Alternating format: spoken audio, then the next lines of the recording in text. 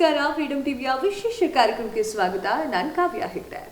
ಇವತ್ತು ನಮ್ಮ ಜೊತೆಗೆ ಮಾಜಿ ಸಚಿವರು ಮುರುಗೇಶ್ ನಿರಾಣಿ ಅವರಿದ್ದಾರೆ. ಒಂದಿಷ್ಟು ಮಾತಾಡೋಣ ಅವ್ರ ಜೊತೆಗೆ. ಜನಸಾಮಾನ್ಯರು ಏನೆಲ್ಲ ಕ್ವಶನ್ಗಳನ್ನ ಸರ್ಗೆ ಕೇಳಬೇಕು ಅವೆಲ್ಲ ಕ್ವಶನ್ ಅನ್ನ ನಾನು ಕೇಳ್ತಾ ಇದ್ದೀನಿ. ಸೊ ಒಂದಿಷ್ಟು ಮಾತಾಡೋಣ. ಸರ್, ಕಾರ್ಯಕ್ರಮಕ್ಕೆ ಸ್ವಾಗತ ಸರ್. ನಮಸ್ಕಾರ ಕಾವೇಜಿ. ಓಕೆ, ಹೇಗಿದ್ದೀರಾ ಸರ್? ಚೆನ್ನಾಗಿದ್ದೇನೆ, ತಾವು ಹೇಗಿದ್ದೀರಾ? Super sir. ಹೇಗೆ ನಡೀತಾ ಇದೆ ಲೈಫ್? ಚೆನ್ನಾಗಿ ನಡೀತಾ ಇದೆ. ನಮ್ಮ ಪಾಡಿಗೆ ರಾಜಕಾರಣ, ಕೈಗಾರಿಕೋದ್ಯಮ, ಜನರ ಜೊತೆ ಸಂಪರ್ಕ, ಎಲ್ಲ ಮದುವೆ ಮುಂಜೆಗಳೆಲ್ಲ ಅಟೆಂಡ್ ಆಗ್ತಾ ಒಂದು ಒಳ್ಳೆಯ ಕಾಲವನ್ನು ಕಳೀತಾ ಇದ್ವಿ. ಓಕೆ ಸರ್, ಒಂದಿಷ್ಟು ಕ್ವಶನ್ಗಳನ್ನ ಹೊತ್ಕೊಂಡು ಬಂದಿದ್ದೀನಿ ನಿಮ್ಮ ಹತ್ರ. ಜನಸಾಮಾನ್ಯರು ಮನಸ್ಸಲ್ಲಿ ಅಂದ್ಕೊಂಡಿರ್ತಾರೆ, ನಾನು ನಿರಾಣಿ ಸರ್ ಏನಾದ್ರು ಸಿಕ್ಕಿದ್ರೆ ಈ ಕ್ವಶನ್ಗಳನ್ನ ಕೇಳಬೇಕು ಅಂತ ಒಂದಿಷ್ಟು ಜನರು ಮನಸ್ಸಲ್ಲಿ ಅಂದ್ಕೊಂಡಿರ್ತಾರೆ. ಆ ಕ್ವಶನ್ಸ್ಗಳನ್ನೆಲ್ಲ ಲೀಸ್ಟ್ ಮಾಡ್ಕೊಂಡು ತಗೊಂಡು ಬಂದಿದ್ದೀನಿ. ದಯವಿಟ್ಟು ಕೇಳಿ. ಓಕೆ, ಸೊ ಮೊದಲನೇ ಪ್ರಶ್ನೆ ಏನು ಅಂತಂದ್ರೆ, ಮುರುಗೇಶ್ ನಿರಾಣಿ ಅವರು ಏನು ಒಂದು ಎಲೆಕ್ಷನ್ ಟೈಮಲ್ಲಿ ಒಂದು 6 ತಿಂಗಳ ಕಾಣಿಸ್ಕೊಳ್ತಾರೆ, ತದನಂತರ ಮಾಯ ಹೋಗ್ತಾರೆ ಅಥವಾ ಮಾಧ್ಯಮಗಳ ಮುಂದೆ ಜಾಸ್ತಿ ಸೌಂಡ್ ಮಾಡೋದಿಲ್ಲ. ಅದು ಹೌದಾ ಸರ್? ಅದು ಸತ್ಯಕ್ಕೆ ಸ್ವಲ್ಪ ದೂರವಾಗಿರುವಂಥದ್ದು. ಯಾವಾಗ ಸಂದರ್ಭ ಇರ್ತದೆ, ಎಲ್ಲೆಲ್ಲಿ ಕೆಲಸ ಇರ್ತದೆ, ಅಲ್ಲಿ ನಾನು ಕಾಣಿಸ್ಕೊತಾ ಇರ್ತೀನಿ. ಈಗ ಮಾಜಿ ಸಚಿವನಾದ ಮೇಲೆ ಜಾಸ್ತಿ ಕೆಲಸ ಕಾನ್ಸ್ಟಿಟ್ಯೂನ್ಸಿಯಲ್ಲಿ ಇರದೇ ಇರೋದ್ರಿಂದ ಸಂದರ್ಭ ಬಂದಾಗ ನಾನು ಹೋಗಿರ್ತೇನೆ. ಸ್ವಲ್ಪ ಮಟ್ಟಿಗೆ ನಿಜಾನೂ ಇರ್ಬೋದು ನೀವು ಹೇಳಿರುವಂಥದ್ದು. ಮೀಡಿಯಾದಿಂದ ನಾವು ಸ್ವಲ್ಪ ದೂರ ಇರ್ತೀವಿ. ಕೆಲವೊಬ್ರು ಇರ್ತಾರೆ ಪೇಪರ್ ಟೈಗರು, ಡೈಲಿ ಅದು ಸಬ್ಜೆಕ್ಟ್ ಇರಲಿ ಇರದೇ ಇರಲಿ ಅವ್ರು ಟಿ ವಿದಲ್ಲಿ ಕಾಣಿಸ್ಕೋತಾ ಇರ್ತಾರೆ. ಅದು ಅವ್ರ ಸ್ವಭಾವ ಅಥವಾ ಅವರ ವೈಯಕ್ತಿಕ ಅನಿಸಿಕೆ ತಿಳ್ಕೊಬೋದು. ಅದ್ರ ಒಟ್ಟಾರೆ ಯಾವಾಗ ಸಂದರ್ಭ ಇರ್ತೈತೆ ಅಲ್ಲಿ ಆ್ಯಕ್ಟಿವಾಗಿ ಕೆಲಸ ಮಾಡುವಂಥದ್ದು ನನ್ನ ಕರ್ತವ್ಯ ಅಂತ ಹೇಳ್ಬೋದು. ಓಕೆ, ಮುಖ್ಯಮಂತ್ರಿಗಳ ಒಂದು ರೇಸ್ನಲ್ಲಿ ನಿಮ್ಮ ಹೆಸರು ಕೂಡ ಕೇಳಿ ಬರ್ತಾ ಇತ್ತು. ಯಾಕೆ ಸರ್ ಸೈಲೆಂಟ್ ಆಗಿಬಿಟ್ರೆ? ಹಿಂಗೆ ಹಾಗೇನಿಲ್ಲ. ನಮ್ಮ ಪಕ್ಷದ ಒಂದು ಶಿಸ್ತಿನಿಂದ ಹೈಕಮಾಂಡು ಮತ್ತು ಪರಿವಾರದ ಹಿರಿಯರು ಎಲ್ಲ ಸೇರಿ ಯಾರಿಗೆ ಯಾವ ಜವಾಬ್ದಾರಿಯನ್ನು ಕೊಡಬೇಕು, ಯಾರು ಅದಕ್ಕೆ ಯೋಗ್ಯ ಇರ್ತಾರೆ, ಯಾವ ಸಂದರ್ಭದಲ್ಲಿ ಅವರಿಗೆ ಜವಾಬ್ದಾರಿಯನ್ನು ಕೊಟ್ಟರೆ ನಿಭಾಯಿಸ್ತಾರೆ ಅನ್ನುವಂಥದ್ದನ್ನು ಅಳೆದು ತೂಗಿ ಅವ್ರು ಮಾಡ್ತಿರ್ತಾರೆ. ಅದನ್ನು ನನಗೇನು ಬೇಜಾರಾಗಲಿಲ್ಲ, ನಾನು ಮುಖ್ಯಮಂತ್ರಿಯಿಂದ ಸೀಟ್ ಸಿಗಲಿಲ್ಲ ಅನ್ನುವಂಥದ್ದು. ಯಾಕಂದರೆ ಪಕ್ಷ ನನಗೆ 5 ಬಾರಿ ಟಿಕೆಟ್ ಕೊಟ್ಟಿದೆ, 2 ಬಾರಿ 10 ವರ್ಷ ನಾನು ಮಂತ್ರಿಯಾಗಿದ್ದೇನೆ. ಅದು ಅಲ್ಲದೆ ಇಡೀ ರಾಜ್ಯಕ್ಕೆ ಒಂದು ಗುರುತಿಸಿಕೊಟ್ಟಿದ್ದಾರೆ. ಮತ್ತು ಇನ್ನೂ ನನಗೆ ಸಾಕಷ್ಟು ಅವಕಾಶಗಳಿದೆ ಪಕ್ಷದಲ್ಲಿ ಕೆಲಸ ಮಾಡಲಿಕ್ಕೆ. ಜಿಲ್ಲಾ ಅಧ್ಯಕ್ಷ ಆಗಿ, ರಾಜ್ಯವು ಯುವ ಮೋರ್ಚಾ ಉಪಾಧ್ಯಕ್ಷರನ್ನು 30 ವರ್ಷದಿಂದಲೇ ಮಾಡಿದ್ದಾರೆ. ಈಗ ನಾನು ರಾಜ್ಯ ಹಿರಿಯ ಉಪಾಧ್ಯಕ್ಷನಾಗಿಯೂ ಸಹಿತ ಜವಾಬ್ದಾರಿಯನ್ನು ಕೊಟ್ಟಿರುವಂಥ ಹಿನ್ನೆಲೆಯಲ್ಲಿ ನನಗೆ ಪಕ್ಷದ ಬಗ್ಗೆ ಮತ್ತು ಹಿರಿಯರ ಬಗ್ಗೆ ಅಪಾರ ಗೌರವ ಇದೆ. ನನಗೆ ಯಾವುದೇ ಸಂದರ್ಭದಲ್ಲಿ ನನಗೆ ಇಂಥ ಪೋಸ್ಟ್ ಸಿಗಲಿಲ್ಲ ಅನ್ನುವಂಥ ಅಸಮಾಧಾನ ಇಲ್ಲವೇ ಇಲ್ಲ. ಎಲ್ಲೋ ಒಂದು ಕಡೆ ಹಿಂದಿನ ಎಲೆಕ್ಷನ್ನಲ್ಲಿ ಜನರು ಕೈ ಹಿಡಿದಿಲ್ಲ ಅಂತ ಹಾಗೇನಿಲ್ಲ. ಅದು ನಾವೇನಾದ್ರೂ ಕಾಂಗ್ರೆಸ್ಸಿನ ಹಿಂದಿನ ಪ್ರಣಾಳಿಕೆಯಲ್ಲಿ ಸಾಕಷ್ಟು 5 ಏನು ಗ್ಯಾರಂಟಿಗಳನ್ನು ಅನೌನ್ಸ್ ಮಾಡಿದರು. ಅದು ಅಲ್ಲದೆ ನಮ್ಮ ಸರ್ಕಾರದಲ್ಲಿನೂ ಸಹಿತ ನಮ್ಮ ಕಡೆಯಿಂದ ಸ್ವಲ್ಪ ತಪ್ಪುಗಳಾಗಿರ್ಬೋದು. ಆಮೇಲೆ ರಿಸರ್ವೇಷನ್ ಅನ್ನುವಂಥದ್ದು ಇರ್ಬೋದು. ಬೇರೆ ಬೇರೆ ಕಾರಣಗಳಿಂದ ನಮ್ಮ ಮತದಾರ ಬಾಂಧವರು ನಮ್ಮನ್ನು ದೂರಿಟ್ಟಿರುವಂಥ ಹಿನ್ನೆಲೆಯಲ್ಲಿ ಆ ಸತ್ಯವನ್ನು ಒಪ್ಪಿಕೊಂಡು ಆತ್ಮಾವಲೋಕನ ಮಾಡಿಕೊಂಡು ಮತ್ತು ಮುಂದೆ 2028 ಚುನಾವಣೆಯಲ್ಲಿ ಮತ್ತು ಅವರ ಮತದಾರರ ಸಂತೋಷವನ್ನು ಪಡಿಸುವಂಥ, ಅವ್ರು ಹೆಮ್ಮೆ ಪಡುವಂಥ ಕೆಲಸಗಳನ್ನು ಅವ್ರ ಹತ್ತಿರದಿಂದ ಮಾಡ್ತಾ ಅವ್ರ ಮನಸ್ಸನ್ನು ಗೆದ್ದು ನಿಶ್ಚಿತವಾಗಿಯೂ ಸಹಿತ ಬರುವಂಥ ಚುನಾವಣೆಯಲ್ಲಿ ಅತಿ ಹೆಚ್ಚು ಮತಗಳ ಅಂತರದಿಂದ ನಾವು ಗೆಲ್ತೀವಿ ಅನ್ನೋಂಥ ವಿಶ್ವಾಸ ನನಗಿದೆ. ಓಕೆ, ಎಲೆಕ್ಷನ್ ಇರಬೇಕಾದ್ರೆ ಊರ ಕಡೆ ಬಾಗಲಕೋಟೆ ಸೈಡು, ಎಲೆಕ್ಷನ್ ಇಲ್ಲ ಅಂತಂದ್ರೆ Bengaluru side, is it right sir? ಅವರು ನಾನು ಪ್ರತಿ ವಾರ ಬೆಂಗಳೂರಲ್ಲಿ 3 ದಿವಸ ಇರ್ತೇನೆ.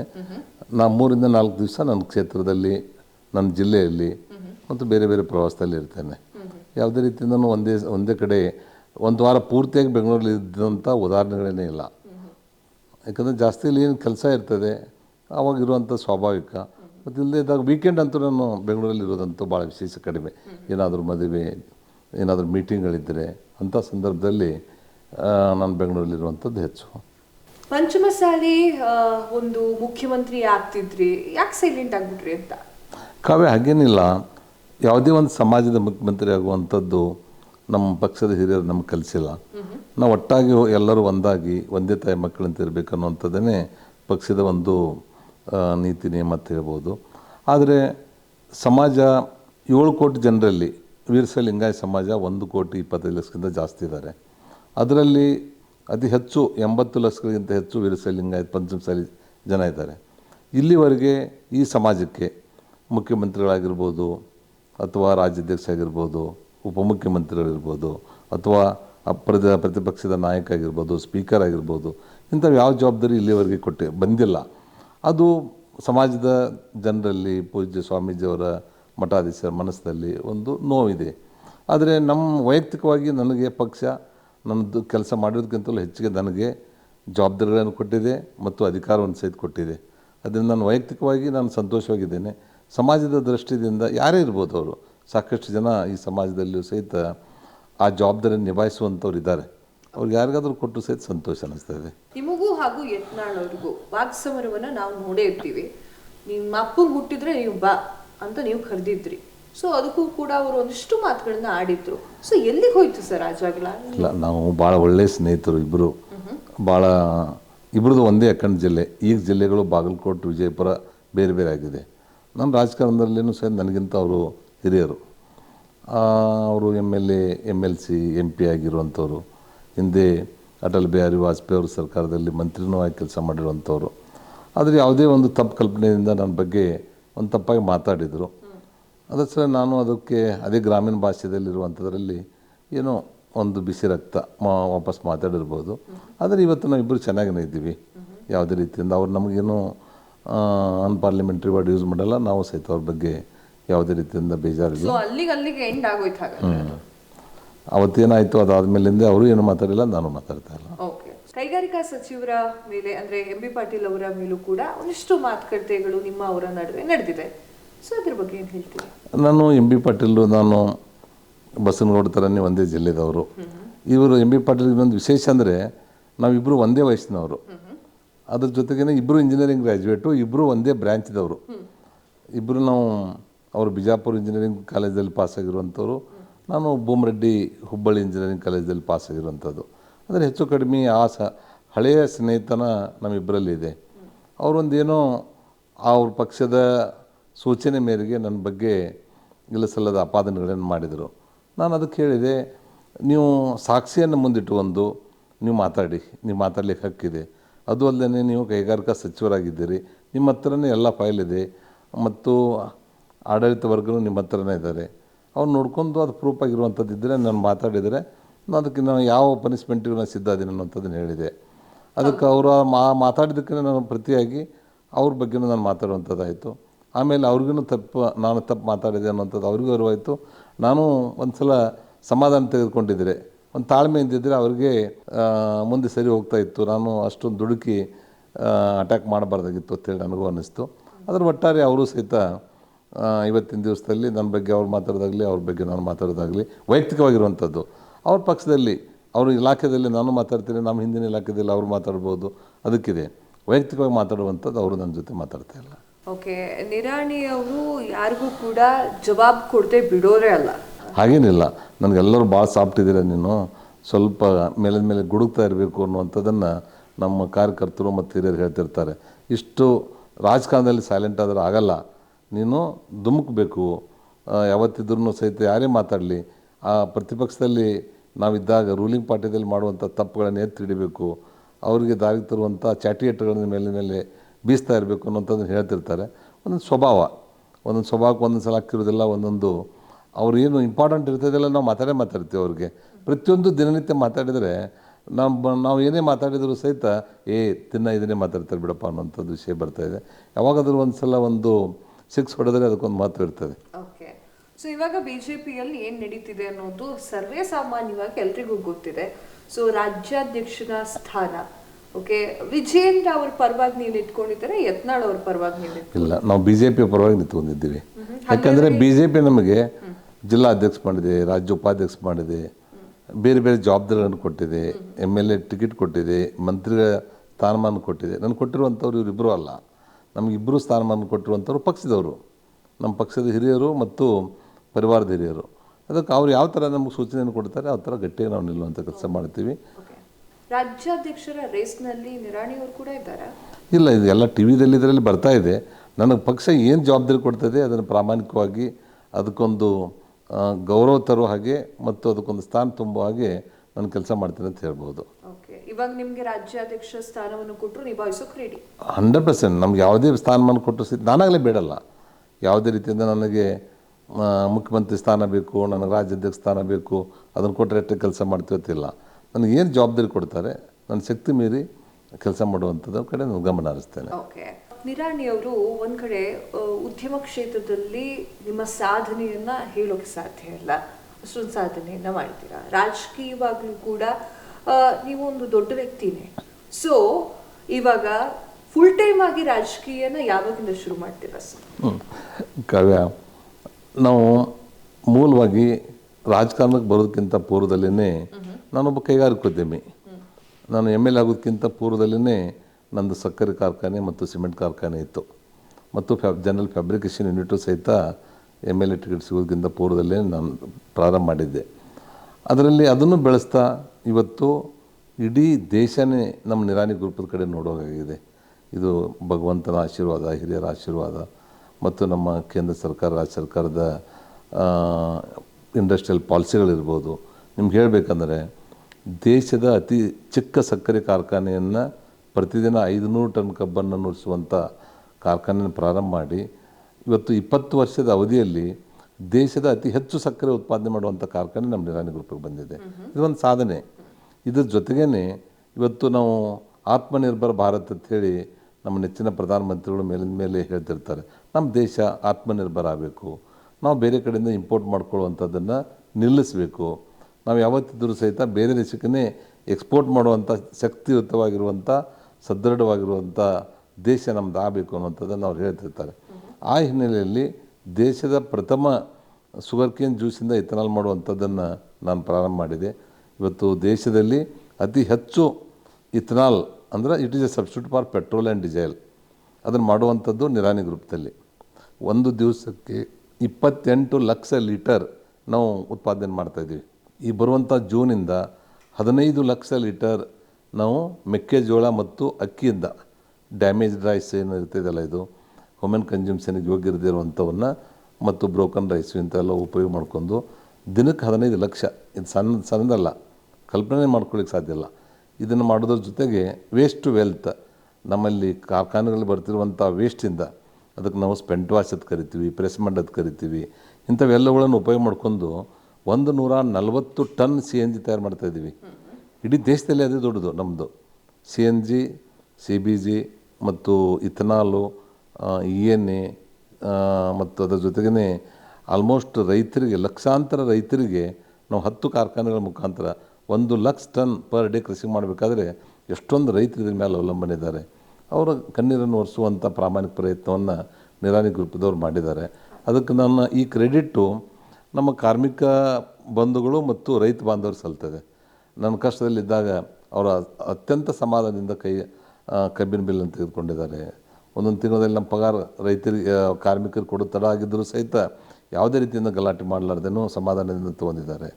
ಒಂದೊಂದು ಸಲ ನಮ್ಮ ಕಡೆ ಇದ್ದಾಗೂ ಸಹಿತ ಅವ್ರಿಗೆ ಬೇಕಂದಾಗ ನಾವು ಸಹಿತ ಸಹಾಯವನ್ನು ಮಾಡುವಂಥ ಶಕ್ತಿ ಇವತ್ತು ಕಂಪ್ನಿಗೆ ಬಂದಿದೆ. ಇವತ್ತು 2 ಕೈ ಕುಡಿದ್ರೆ ಚಪ್ಪಾಳೆ ಅಂತ ಹೇಳ್ತಾರೆ ಕವಿ, ಆ ಥರ ಇವತ್ತು ನಮ್ಮ ನಿರಾಣಿ ಗ್ರೂಪು ಇಡೀ ದೇಶನೇ ಒಂದು ಕಡೆ ನೋಡುವಂಥದ್ದಾಗಿದೆ.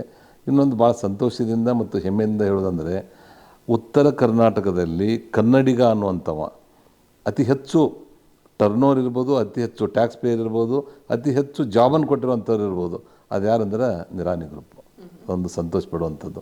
ಇದರ ಜೊತೆಗೇನೂ ಸಹಿತ ನಾನು ಕೈಗಾರಿಕೆಯಲ್ಲಿ ಒಂದು ಯಶಸ್ವಿ ಕಂಡದ್ರ ಜೊತೆಗೆ ಯಾವ ರೀತಿ ಗುಡ್ ಮ್ಯಾನೇಜ್ಮೆಂಟ್, ಗುಡ್ ಅಡ್ಮಿನಿಸ್ಟ್ರೇಷನ್, ಯಾವ ರೀತಿ ಬ್ಯಾಂಕಿಗೆ ಒಂದೇ ಒಂದು ತಿಂಗಳು ಸಹಿತ ನಾವು NP ಆಗಿಲ್ಲ, ಕಟ್ಬಾಕಿ ಅಂತಾರಲ್ಲ ಆ ಥರ 25 ವರ್ಷದಲ್ಲಿ ಒಂದು ತಿಂಗಳು ಸಹಿತ ನಮ್ಮ ಕಾರ್ಖಾನೆ ಡಿಫಾಲ್ಟ್ ಆಗಿಲ್ಲ.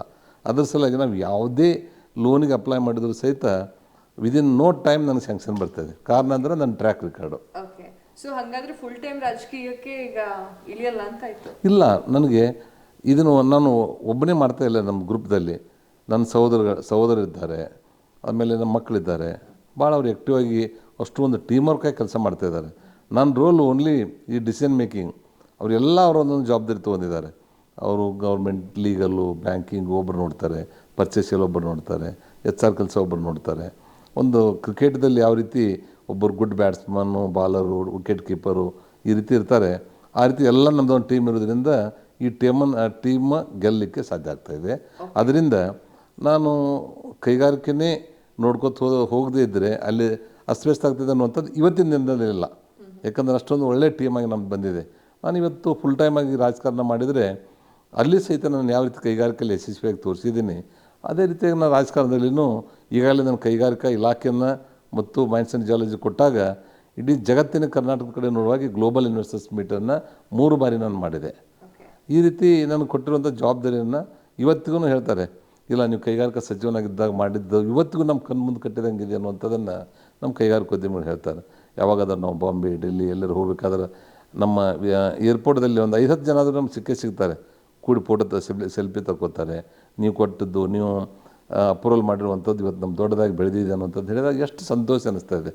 ಅವಾಗ ನಮ್ಗೆ ಯಾವಾಗ ನಮ್ಮ ಪಕ್ಷ ಜವಾಬ್ದಾರಿಯನ್ನು ಕೊಟ್ಟಿದೆ, ಅದಕ್ಕೆ ನಾವು ಅದನ್ನು ಯಶಸ್ವಿ ಮಾಡಿ ತೋರಿಸಿದ್ದೇನೆ. ಸೊ ಈಗ ಒಂದು ಸ್ವಲ್ಪ ಹಿಂದೆ ಬರೋಣ, MLA ಎಲೆಕ್ಷನ್ ಕಡೆಗೆ ಬರೋಣ. MLA ಎಲೆಕ್ಷನ್ನಲ್ಲಿ ನಿಮ್ಮ ಪಕ್ಷದವರೇ ನಿಮಗೆ ಹೆಲ್ಪ್ ಮಾಡಿಲ್ವ, ಅಥವಾ ನಿಮ್ಮ ಪಕ್ಷದವರೇ ನಿಮಗೆ ಮೋಸ ಮಾಡಿಬಿಟ್ರು, ಅಥವಾ ನಿಮ್ಮ ಪಕ್ಷದವರೇ ಕಲ್ಲು ಹಾಕಿಬಿಟ್ರು ಅನ್ನುವಂಥ ಮಾತಿದೆ. ಇಲ್ಲ, ಕಾವ್ಯ ಅದು ಸತ್ಯಕ್ಕೆ ದೂರವಾಗಿರುವಂಥದ್ದು.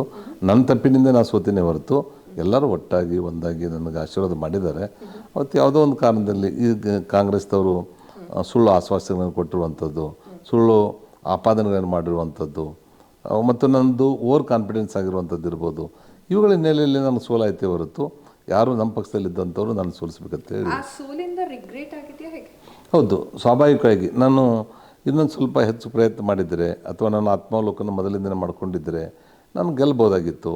ಇನ್ನೊಂದು ಸ್ವಲ್ಪ ಜನರ ಮನಸ್ಸನ್ನು ಒನ್ ಟು ಒನ್ನಾಗಿ ಮಾತಾಡಿ ಅವರು ಕಷ್ಟ ಸುಖಗಳನ್ನು ಆಲಿಸಿದರೆ ನಾನು ಅತಿ ಹೆಚ್ಚು ಲೀಡಿಂದ ಬರ್ತಾಯಿದ್ದೆ. ಎಲ್ಲೋ ಒಂದು ಕಡೆ ಓವರ್ ಕಾನ್ಫಿಡೆನ್ಸ್ನಿಂದ ನಾನು ಸೋತಿದ್ದೇನೆ.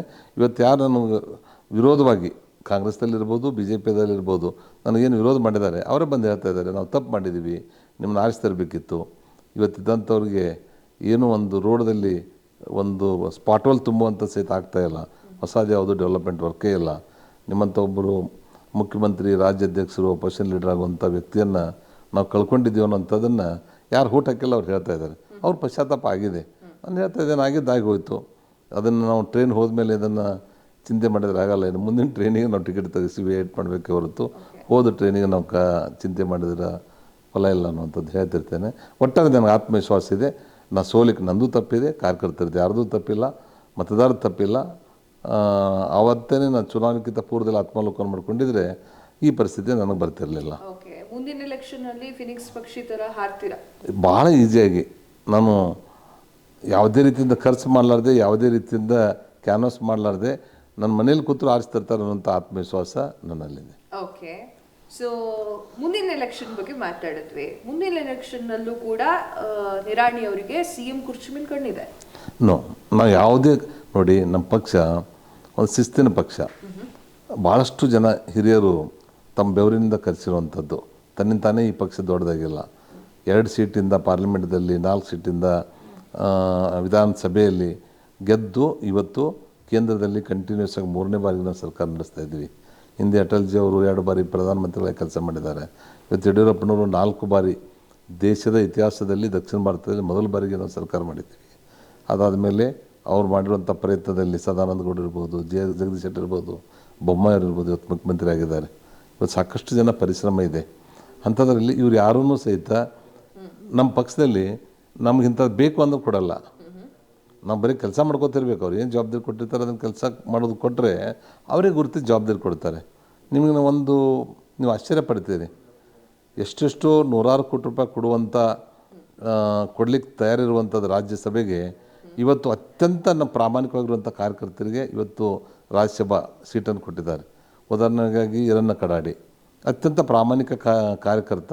ಅವನು ಡೆಲ್ಲಿಗೆ ಸ್ವಂತ ಖರ್ಚಿಂದ ಹೋಗಲಿಕ್ಕೆ ಕಷ್ಟ ಆಗುವಂಥ ವ್ಯಕ್ತಿಗೆ ರಾಜ್ಯಸಭಾ ಮೆಂಬರನ್ನು ನಮ್ಮ ಪಕ್ಷ ಮಾಡಿತು. ಇವತ್ತು ನಾರಾಯಣ ಸಾಬ್ ಬಾಂಡ್ಗೆ ಅಂತೇಳಿ ನಮ್ಮ ಹಳೆಯ ಹಿರಿಯ ಕಾರ್ಯಕರ್ತರು, ಪಕ್ಷ ಸಲುವಾಗಿ ಸಂಘಟನೆ ಮಾಡ್ಕೊತ ಬಂದಿರುವಂಥವ್ರು, ಫೈನಾನ್ಸಲ್ಲಿ ಭಾಳ ಕಷ್ಟದಲ್ಲಿರುವಂಥ ವ್ಯಕ್ತಿ, ಅಂಥವ್ರು ರಾಜ್ಯಸಭಾ ಮೆಂಬರ್ ಮಾಡಿದರು.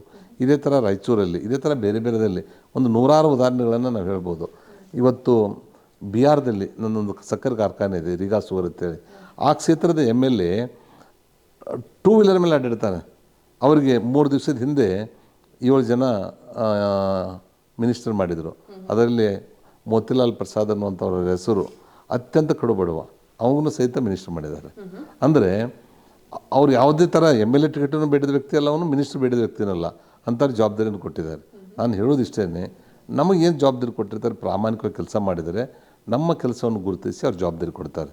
ನನಗೆ ಮುಖ್ಯಮಂತ್ರಿ ಬೇಕು, ಪ್ರಧಾನಮಂತ್ರಿ ಬೇಕು ಅಂತ ಈಗ ಯಾರ್ಯಾರು ಮಾತಾಡ್ತಾರಲ್ಲ, ಆ ಮಾತಾಡಿದ ಯಾರಿಗೂ ಸಿಗುವಂಥದ್ದಲ್ಲ ಅದು. ಓಕೆ, ನಿರಾಣಿ ಅವರಿಗೆ ಅತೃಪ್ತಿ ಅನ್ನೋದೇ ಇಲ್ವಾ ಹಾಗಂದ್ರೆ? ನೋ, ಯಾಕಂದ್ರೆ ನನಗೆ ಭಾಳ ಸಂತೃಪ್ತಿ ಇದೆ ಪಕ್ಷದಲ್ಲಿ ಕೆಲಸ ಮಾಡಿರುವಂಥದ್ದು. ಯಾಕಂದರೆ ನನಗಿಂತನೂ ಭಾಳಷ್ಟು ಜನ ಸೀನಿಯರು ಬರೀ ಎಮ್ ಎಲ್ ಎಗೆ ಉಳಿದ್ರು. 4 ಬಾರಿ 5 ಬಾರಿ ಎಮ್ ಎಲ್ ಎ ಆಗಿದ್ದರೂ ಸಹಿತ ಅವ್ರು ಮಂತ್ರಿ ಆಗೋದು ಆಗಲಿಲ್ಲ, ನನಗಿಂತ ಹೆಚ್ಚು ಪಕ್ಷದಲ್ಲಿ ಕೆಲಸ ಮಾಡಿರುವಂಥವ್ರು. ಆದರೆ ಪಕ್ಷ ನನಗೆ 5 ಬಾರಿ ನಾನು ಒತ್ತು ಹೊಂದಿದ್ದೀನಿ ಈ ನಮ್ಮ ಕರ್ನಾಟಕ BJP ಸರ್ಕಾರದಲ್ಲಿ.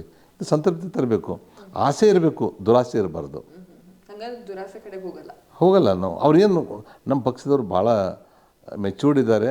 ಇಡೀ ದೇಶನೇ ಜಗತ್ತಿನಲ್ಲಿ ಭಾರತ ದೇಶದ ಕಾಪಿ ಮಾಡುವಂಥದ್ರ ಮಟ್ಟಿಗೆ ಅವ್ರು ಆಡಳಿತವನ್ನು ಕೊಡ್ತಾ ಇದ್ದಾರೆ. ಅಂಥವ್ರಲ್ಲಿ ಎಲ್ಲ ಕಡೆಯೂ ಗುರುತಿಸಿರ್ತಾರೆ. ನಿಮ್ಮ ಉದಾಹರಣೆ ಅಂದರೆ ಈಗ ಮೊನ್ನೆ ಹೋದವಾರ ರೇಖಾ ಗುಪ್ತಾ, ಯಾರಿಗೆ ಗೊತ್ತಿತ್ತು ಇವರು ಡೆಲ್ಲಿ ಮುಖ್ಯಮಂತ್ರಿಗಳಾಗ್ತಾ ಇದ್ದಾರೆ ಅನ್ನೋಂಥದ್ದನ್ನು? ಹಿಂದೆ ಹರಿಯಾಣ ಮುಖ್ಯಮಂತ್ರಿ ಇರ್ಬೋದು. ನೀವು ಉದಾಹರಣೆ ತೊಗೊಳ್ಳಿ, ಸರ್ಪ್ರೈಸ್ ಅವರು ಮುಖ್ಯಮಂತ್ರಿಗಳನ್ನು ಮಾಡ್ತಾ ಇರುವಂಥದ್ದು. ಇಲ್ಲ, ನಾವು ನೋಡಿ, ನಮ್ಮ ಕಡೆ ಏನಿದೆ, ನಾವು ಪ್ರಯತ್ನ ಮಾಡೋದು ಅಷ್ಟೇ ನಮ್ಮ ಕಡೆ ಇರಬೇಕು. ಫಲ ಮತ್ತು ಇದು ಎಲ್ಲ ಭಗವಂತಗೆ ಬಿಟ್ಕೊಟ್ಟಿರುವಂಥದ್ದು. ಓಕೆ, ಈಗ ಪಂಚಮಶಾಲಿ ಅಂತ ಬಂದರೆ, ಸೊ ಮುಖ್ಯಮಂತ್ರಿಗಳು ಅಂತ ಆಯ್ಕೆಗೆ ಏನಾದರೂ ಬಂತು ಅಂತಂದರೆ ನಿಮ್ಮ ಹೆಸರು, ಯತ್ನಾಳ್ ಅವ್ರ ಹೆಸರು, ಇಬ್ಬರಲ್ಲೂ ಒಂದು ಚಟಾಪಟಿ ಇರುತ್ತಾ? ನೋಡಿ, ಅವರು ಯೋಗ್ಯರಿದ್ದಾರೆ, ಅವರು ಹಿರಿತನ ಇದೆ. ಅವ್ರು ನನಗಿಂತ ಮೊದಲು ಎಮ್ ಎಲ್ ಎ ಆಗಿರುವಂಥವ್ರು, ನನಗಿಂತ ಮೊದಲು ಲೋಕಸಭಾ ಸದಸ್ಯರಾಗಿರುವಂಥವ್ರು.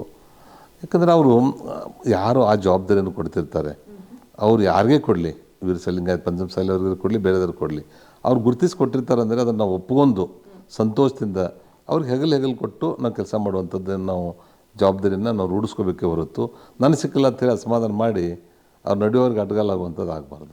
ಅವ್ರಿಗೆ ಕೊಟ್ಟರು ಸಂತೋಷ, ಬೇರೆಯವ್ರು ಯಾರಿಗೆ ಕೊಟ್ಟರು ಸಂತೋಷ.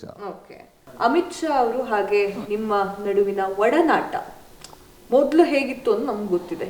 ಈಗ ನೀವು ಮಾಜಿ ಆದರೂ ಕೂಡ ಹಾಗೆ ಇದೆಯಾ ಒಡನಾಟ? ಹೌದು, ಹಿರಿಯರಾಗಿರೋಂಥ ಅಮಿತ್ ಭಾಯ್ ಶಾ ಅವರು ಯಾವುದೇ ಪ್ರೈವೇಟ್ ಕಾರ್ಖಾನೆಗೆ ಉದ್ಘಾಟನೆ ಮಾಡಲಿಕ್ಕೆ ಹೋಗಿರುವಂಥ ಉದಾಹರಣೆಗಳೇ ಇಲ್ಲ. ಆದರೆ ಕರ್ನಾಟಕದಲ್ಲಿ ನಮ್ಮ ಇಥನಾಲ್ ಘಟಕವನ್ನು ಅವರು ಇನಾಗ್ರೇಷನ್ ಬರ್ತಾರೆ ಅಂದಾಗ ಎಲ್ಲ ನಮ್ಮ ಪಕ್ಷದವರು ಬೇರೆ ಪಕ್ಷದವರು ಹುಬ್ಬಾರಿಸಿದರು, ಎಲ್ಲ ಸುಳ್ಳು ಹೇಳ್ತಿದ್ದಾರೆ, ಬರಲಿಕ್ಕಿಲ್ಲ ಅವ್ರು ಅಂತೇಳಿ. ಅವರು ಸರಿಯಾದ ಟೈಮಿಗೆ ಬಂದು ಇನಾಗ್ರೇಷನ್ ಮಾಡಿ ಮಿನಿಮಮ್ 3 ತಾಸು ನಮ್ಮ ಜೊತೆ ಸಮಯ ಕಳೆದು ಒಂದು ಒಳ್ಳೆಯ ರೀತಿಯಿಂದ ಮಾತಾಡಿ ಬೆಂತಟ್ಟಿ ಹೋಗುವಂಥ ಕೆಲಸ ಮಾಡಿದರು. ಅದು ಅಲ್ಲದೆ ನನಗೆ ಬಿಹಾರದಲ್ಲಿ ಮೊನ್ನೆ ಲೋಕಸಭಾ ಚುನಾವಣೆ ಇದ್ದಾಗ ಆ ಭಾಗದ ರೈತರು ನಾವು BJP ಪರವಾಗಿ ನಿಲ್ತೇವೆ, ಆದರೆ ನಮಗೆ ಈ ರೋಗಗ್ರಸ್ತವಾಗಿರುವಂಥ ಸಿಕ್ ಯೂನಿಟ್ಟು ರೀಗಾಸವರನ್ನು ಪ್ರಾರಂಭ ಮಾಡಿಕೊಡ್ತೀವಿ ಅನ್ನೋಂಥ ಮಾತನ್ನು ಕೊಟ್ಟರೆ, ನಮ್ಮಲ್ಲಿ ಕ್ಯಾನ್ವಸ್ಗೆ ಬರಬೇಡಿ, ನಾವು ಇಡೀ ಒಂದು ಜಿಲ್ಲೆಯಿಂದ ನಾವು ನಿಮ್ಮನ್ನು ಆರಿಸ್ತಿರ್ತೀವಿ ಅನ್ನೋಂಥ ಮಾತನ್ನು ಕೊಟ್ಟಿದ್ದರು. ಆವಾಗ ನನಗೆ ಫೋನ್ ಮಾಡಿದರು ಅಮಿತ್ ಭಾಯ್, ಇಲ್ಲ ಮುರುಗೇಶ್ವರ್, ನಿಮಗೆ ಶುಗರ್ ಫ್ಯಾಕ್ಟ್ರಿಯಲ್ಲಿ ಅನುಭವ ಇದೆ, ನೀವು ಅದನ್ನು ಮಾಡಿ ಅಂದರು. ಅದು ಮಾಡಿದ ತಕ್ಷಣ ನಾನು ತೊಗೊಂಡು 35 ದಿವಸಕ್ಕೆ ಅದನ್ನು ಪ್ರಾರಂಭ ಮಾಡಿದೆ. ಅಮಿತ್ ಭಾಯ್ ಮತ್ತು ಇವರು ಫೋನ್ ಮಾಡಿದರು, ನಿತೀಶ್ ಕುಮಾರ್ ಅವರು ಮುಖ್ಯಮಂತ್ರಿಗಳಿಗೆ, ನೀವು ಅಲ್ಲಿ ಹೋಗಿ ಇನಾಗ್ರೇಷನ್ಗೆ ಹೋಗಬೇಕು ಅಂಥೇಳಿ. ನಾನು ಕರೆದಿದ್ರೆ ಅವ್ರು ಬರ್ತಾಯಿದ್ರು. ಇಷ್ಟೊಂದು ಜವಾಬ್ದಾರಿ ಇರುವಂಥವ್ರು ಸಣ್ಣ ಕೆಲಸಕ್ಕೆ ಅವ್ರು ಡಿಸ್ಟರ್ಬ್ ಮಾಡಬಾರ್ದು ಅನ್ನೋದು ಸಲ ನಾನು ಬಿಟ್ಟೆ. ಅದು ಇನಾಗ್ರೇಷನ್ ನಿತೀಶ್ ಕುಮಾರ್ ಅವ್ರು ಬಂದರು, ನಾನು ಜವಾಬ್ದಾರಿ ತೊಗೊಂಡು 35 ದಿವಸದಲ್ಲಿ ಅದನ್ನು ಕೆಲಸ ಪ್ರಾರಂಭ ಮಾಡಿಸಿದೆ. ಭಾಳ ಯಶಸ್ವಿಯಾಗಿ ಈ ವರ್ಷ ಕಾರ್ಖಾನೆ ನಡೀತು. ಸಾವಿರಾರು ಜನರಿಗೆ ಉದ್ಯೋಗ ಸಿಕ್ಕಿದೆ, ಇಂಡೈರೆಕ್ಟಾಗಿ 16,000 ಜನರಿಗೆ ಉದ್ಯೋಗ ಸಿಕ್ಕಿದೆ. ಇದರಿಂದ ನನಗೆ ಫೋನ್ ಮಾಡಿದರು ಅಮಿತ್ ಭಾಯ್ ಶಾ ಅವರು, ಇಲ್ಲ ನಾನು ಚುನಾವಣೆಯಲ್ಲಿ ಮಾತು ಕೊಟ್ಟಿದ್ದೆ ಮತ್ತು ನಿಮಗೆ ಫೋನ್ ಮಾಡಿದ ತಕ್ಷಣ ನನ್ನ ಮಾತನ್ನು ಉಳಿಸಿದ್ದೀರಿ, ಅದ್ರ ಸಲುವಾಗಿ ನಾನು ನಿಮಗೆ ಶುಭಕಾಮನೆಯನ್ನು ಹೇಳ್ತೇನೆ ಅನ್ನುವಂಥ ಮಾತನ್ನು ಡೆಲ್ಲಿದಿಂದ ಹೇಳಿದರು. ನಾನು ಅವ್ರಿಗೇನು ಫೋನ್ ಮಾಡಿರಲಿಲ್ಲ. ಅಂದರೆ ಎಲ್ಲ ರಿಪೋರ್ಟ್ಗಳನ್ನು ಅವರು ತೆಗೆಸ್ಕೊಂಡು ಮಾತಾಡುವಂಥದ್ದು ನೋಡಿದರೆ ಹೆಮ್ಮೆ ಅನ್ನಿಸ್ತದೆ. ಅಷ್ಟು ದೊಡ್ಡ ವ್ಯಕ್ತಿ, ಇಂಥ ದೇಶದ ಮೂಲೆಯಲ್ಲಿ ಇಂಥವು ಏನೋ ನಡೀತಿರ್ತದೆ, ಗುರುತಿಸಿ ಒಂದು ಫೋನ್ ಮಾಡಿ ಹೇಳ್ತಾರೆ ಅಂದರೆ ನಿಜವಾಗಿ ನನಗೆ ಹೆಮ್ಮೆ ಅನ್ನಿಸ್ತೈತೆ. ಅಷ್ಟೇ ಅಲ್ಲದೆ ಪುಣೆ ಹತ್ತಿರ ದೌಂಡ್ ಹತ್ತಿರ ಡಿಸ್ಟಿಕ್ ಬರ್ತಾಯಿದೆ, ಅಲ್ಲಿ ಭೀಮಾ ಪಾಟಸ್ ಹತ್ತಿರ ಕಾರ್ಖಾನೆ ಇದೆ. ಭೀಮಾ ನದಿ, ಪಾಟಸ ವಿಲೇಜ್ ಹೆಸರು. ಅಲ್ಲಿ ರಾಹುಲ್ ಕೋಲ್ ಅಂತೇಳಿ MLA ಇದ್ದರು, ಈಗೂ ಇದ್ದಾರೆ. ಅವರು ಅಲ್ಲೊಂದು ಕೋಆಪ್ರೇಟಿವ್ ಫ್ಯಾಕ್ಟ್ರಿ ಇತ್ತು, ಅದು ಸಿಕ್ಕಾಗಿತ್ತು. ನಾವು ಇಷ್ಟೆಲ್ಲ ಭಾಳಷ್ಟು ಸಕ್ಕರೆ ಕಾರ್ಖಾನೆಗಳನ್ನು ಮಾಡಿದ್ದೀವಿ, ಇಲ್ಲಿ ಮೈಸೂರು ಹತ್ರ ಸಿಕ್ ಯೂನಿಟ್ ಅಂತ ಒಂದು ಯಶಸ್ವಿ ಮಾಡಿ ತೋರಿಸಿದ್ರ ಸಲುವಾಗಿ ಅವರೆಲ್ಲೋ ರಿಪೋರ್ಟ್ ತೊಗೊಂಡು ದೇವೇಂದ್ರ ಜಿ ಫಡ್ನವೀಸ್ ಅವರು ನನಗೆ ಫೋನ್ ಮಾಡಿದರು, ಇಲ್ಲ ನೀವು ಒಂದು ಸ್ವಲ್ಪ ಬಂದು ಹೋಗಿ ಒಂದು ಸ್ವಲ್ಪ ಕಾರ್ಖಾನೆ ಬಗ್ಗೆ ಮಾತಾಡಬೇಕು ಅಂತ. ನನ್ನ ಕಾರ್ಖಾನೆ ಬಗ್ಗೆ ಅಂದರೆ ಏನಾದರೂ ಕೇಳ್ಬೋದು ಅಂತ ತಿಳಿಯಿತು. ಅಲ್ಲಿ ಹೋದ್ಮೇಲೆ ರಾಹುಲ್ ಕೋಲ್ ಅವರು ಕರೆಸಿದ್ರು, ನಾನು ಹೋದೆ. ಕರೆಕ್ಟ್ ಟೈಮ್ಗೆ ಅವ್ರು ಕೊಟ್ಟ ಟೈಮಿಗೆ ವೆಯ್ಟ್ ಮಾಡ್ತಾಯಿದ್ರು. ಹೋದ್ಮೇಲೆ ಹೇಳಿದೆ, ಇಲ್ಲ ಮುರುಗೇಶ್ ಜಿ, ನಮ್ಮ ಜಿಲ್ಲಾದಲ್ಲಿ ಇಡೀ ಆ ಭಾಗದಲ್ಲಿ ಕಾಂಗ್ರೆಸ್ಸು NCPದ ಮಾತ್ರ ಸಕ್ಕರೆ ಕಾರ್ಖಾನೆಗಳಿದೆ, BJPದು ಇರೋದು ಅದು ಒಂದೇ. ನಾವು ಬಿಟ್ಟಿವಿ ಅಂದರೆ ಅದನ್ನು ಯಾರು ಎಕ್ವೈರ್ ಮಾಡಿಬಿಡ್ತಾರೆ. ಹೀಗಾಗಿ ಆ ಭಾಗದಲ್ಲಿ ನಮ್ಮದೇ ಆಗಿರುವಂಥ ಅಭಿಮಾನಿ ರೈತರಿಗೆ ಸಹಾಯ ಮಾಡೋದು ಆಗಲ್ಲ. ಅದ್ರ ಸಲುವಾಗಿ ನೀವು ಅದನ್ನು ಜವಾಬ್ದಾರಿ ತೊಗೋಬೇಕು, ಸ್ಟಾರ್ಟ್ ಮಾಡಬೇಕು ಅಂತೇಳಿ ಹೇಳಿದರು. ಅದಕ್ಕೆ ನಾನು ಇಲ್ಲ ಸರ್, ಈಗಾಗಲೇ ನನಗೆ ಭಾಳಷ್ಟು ಫ್ಯಾಕ್ಟ್ರಿ ಆಗಿದೆ, ನನಗೆ ಮರಾಠಿ ಬರಲ್ಲ, ಒಂದು ಸ್ವಲ್ಪ ಲ್ಯಾಂಗ್ವೇಜ್ ಪ್ರಾಬ್ಲಮ್ ಆಗ್ತಾಯಿದೆ, ಅದ್ರ ಸಲುವಾಗಿ ಇವರೇ ಮಾಡಲಿ ಸರ್, ನಾನು ಎಲ್ಲ ತನುಮನದಿಂದ ಅವ್ರಿಗೆ ಹೆಲ್ಪ್ ಮಾಡ್ತೀನಿ ಅನ್ನೋಂಥದ್ದು ಹೇಳಿದೆ. ಇಲ್ಲ, ನನ್ನ ಪರ್ಸನಲ್ ರಿಕ್ವೆಸ್ಟ್ ಇದು, ನೀವೇ ಮಾಡಬೇಕು ಅನ್ನೋಂಥದ್ದನ್ನು ಅವ್ರು ಹೇಳಿದರು. ಅವ್ರ ಶಬ್ದಕ್ಕೆ ಗೌರವ ಕೊಟ್ಟು ಅದನ್ನು ಸಹಿತ 3 ವರ್ಷದ ಹಿಂದೆ 80 ವರ್ಷ ಪ್ರಾರಂಭ ಆಗಿರುವಂಥ ಕಾರ್ಖಾನೆ 5,000 ಟನ್ ಪ್ರತಿದಿನ ಕಬ್ಬರಿಯುವಂಥದ್ದಿತ್ತು. ನಾನು ತೆಗೆದುಕೊಂಡು 12 ತಿಂಗಳಲ್ಲಿ 5,000ರಿಂದ 10,000 ಮಾಡಿದೆ. ನೆಕ್ಸ್ಟ್ ಇಯರು 10,000ರಿಂದ ಈಗ 15,000 ಮಾಡ್ತಾಯಿದ್ದೀನಿ 3 ವರ್ಷದಲ್ಲಿ. ಮುಂದಿನ ವರ್ಷ 5 lakh litre per day ethanol ಮಾಡ್ತಾಯಿದ್ವಿ.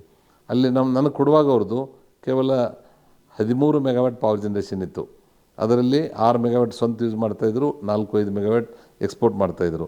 ಈಗ ನಾನು 70 ಮೆಗಾವ್ಯಾಟ್ ವಿದ್ಯುತ್ತನ್ನು ಉತ್ಪಾದನೆ ಮಾಡ್ತಾಯಿದ್ದೀನಿ at the span of 3 years. That is the difference between Murugesh Nirani and others. ಅಂದ್ರೆ ಅಷ್ಟು ದೊಡ್ಡದಾಗಿರುವಂಥದ್ದು. ಇಲ್ಲೇ ನೀವು ಪಾಂಡವಪುರ ಉದಾಹರಣೆಗೆ ಹೇಳ್ಬೋದು.